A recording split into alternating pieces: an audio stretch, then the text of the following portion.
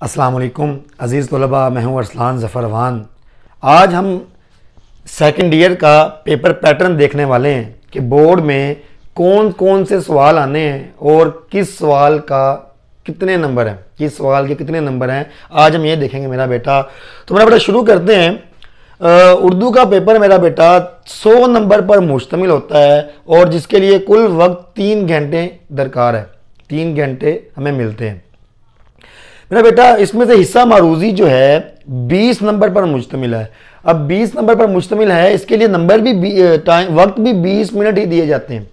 अब सवाल नंबर 1 हिस्सा मारूजी कसीरुल इंतखाबी सवालात, जिसे हम MCQs कहते हैं। ये कौन कौन से MCQs आते हैं बोर्ड में जी मेरा बेटा, जरा देखते हैं जी मेरा बेटा। हिस्सा मारूजी जो पहला सवाल है, इसके चार जुज़ हैं जी। पहला जो है आपको हिस्सा नसर में से 5 नंबर के MCQs आते हैं। जो असबाक हैं आपके, जो नसर है, सबक हैं, उनमें से आपको 5 नंबर के MCQs आते हैं। हिस्सा नज़्म में से कोई MCQs नहीं आता, हिस्सा गज़ल में से कोई MCQs नहीं आता। तो मेरा बेटा असबाक को हम अच्छी तरह तैयार करेंगे MCQs के हवाले से। इसके बाद मेरा बेटा जो इसका दूसरा हिस्सा है वो है मुताबिकत और हरूफ, मुताबिकत और हरूफ का इस्तेमाल। 5 नंबर के MCQs मेरा बेटा आपको यहां से आते हैं। ये मुताबिकत और हरूफ क्या है, इंशाल्लाह आने वाले लेक्चर्स में मुताबिकत और हरूफ भी आप लोगों को समझाऊंगा बड़े अच्छे अंदाज में, ताकि 5 नंबर आप लोगों के ज़ाया ना हो। वैसे मिसाल के तौर पर मुताबिकत और हरूफ मतलब किस तरह के MCQs आते हैं, इस तरह के MCQs आते हैं कि उसके होशो हवास डैश। अब यहां पर क्या आएगा, उसके होशो हवास जाता रहा नहीं ना। तो मेरा बेटा ये जब आप सीखेंगे तो आपको पता लगेगा कि उसके होशो आवाज जाते रहे। इसी तरह आप बखैरियत डैश, आप बखैरियत से हैं, नो गलत, आप बखैरियत हैं। जब आप लोग ये सीखेंगे तो इंशाल्लाह ये आप लोगों को जो चीज़ें हैं आप लोगों को समझ आ जाएगी और इंशाल्लाह नंबर ये 5 लेना आसान हो जाएगा। इसके बाद मेरा बेटा 5 नंबर आपको आपके आते हैं रमूज़े औकाफ।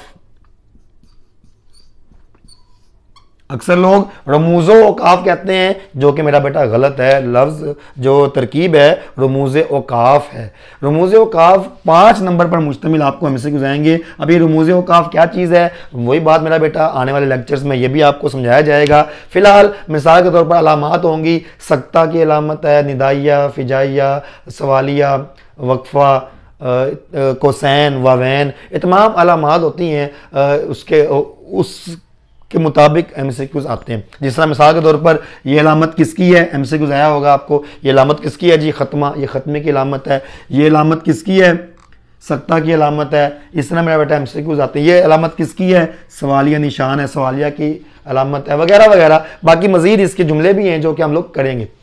इसके बाद मेरा बेटा 5 नंबर के जो आखिरी MCQs हैं वो है इमदादी अफ़ाल। बहुत ही ज़बरदस्त टॉपिक है इमदादी फेल।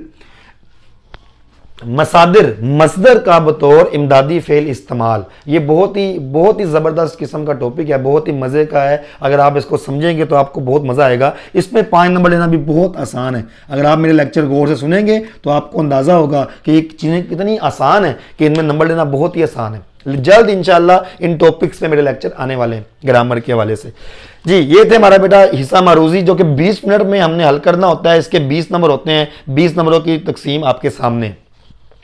अब आते हैं जी हिस्सा इंशाया की तरफ। ये 80 नंबर पर मुश्तमिल पेपर होता है। 80 नंबर का जो वक्त हमें दिया जाएगा वो 2 घंटे 40 मिनट का दिया जाता है, जिसमें हमने इसको तकसीम करना होता है। अब जो नंबरों की तकसीम है कि कौन सा सवाल वक्त की जो तकसीम है कि कौन सा सवाल कितने वक्त में करना है, वो भी लेक्चर मेरा इंशाल्लाह आने वाला है, ताकि आपको पता चले कि ये सवाल कितने मिनट में करना है, ये कितने मिनट में करना है, ताकि आप टाइम मैनेजमेंट आपकी बेहतर हो सके जी। सवाल नंबर 2 बोर्ड का जो होगा अशार की तशरीह, इसके 2 जुज होंगे जी, अलिफ जुज और बे जुज। अलिफ हिस्सा जो होगा वो जो अलिफ हिस्सा है मेरा बेटा, हिस्सा नज्म की तशरीह होगी। हिस्सा नज्म में से आपको 2 शेर आएंगे, एक ही नज्म के 2 अशार आएंगे और जो कि आपको हल करने पड़ेंगे, जिसकी तशरीह करनी पड़ेगी। नंबरों की तकसीम क्या होगी, जो अलिफ हिस्सा है ये 10 नंबर पर मुश्तमिल है। अलिफ हिस्सा 10 नंबर पर मुश्तमिल है, 2 अशार आएंगे, एक शेर के 4 नंबर, दूसरे के भी 4 नंबर और 1 नंबर शायर का नाम, 1 नंबर नज्म का उन्वान। मेरा बेटा ये है नंबरों की तकसीम हिस्सा नज्म के अलिफ हिस्से, अशार की तशरीह के अलिफ हिस्से की। इसी तरह जो बे हिस्सा है मेरा बेटा, वो भी मेरा बेटा गज़ल का है, हिस्सा गज़ल।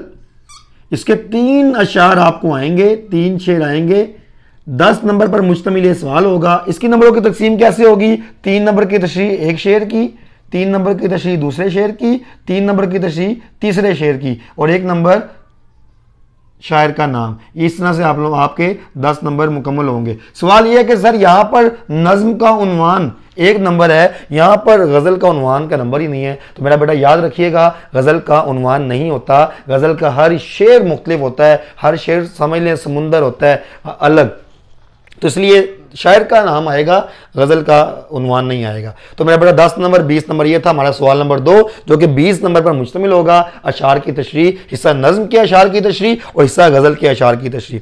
इसके बाद चलते हैं जी सवाल नंबर 3 की तरफ, सियाको सबाक के हवाले से इक्तिबास की तशरीह। मेरा बेटा ये 15 नंबर पर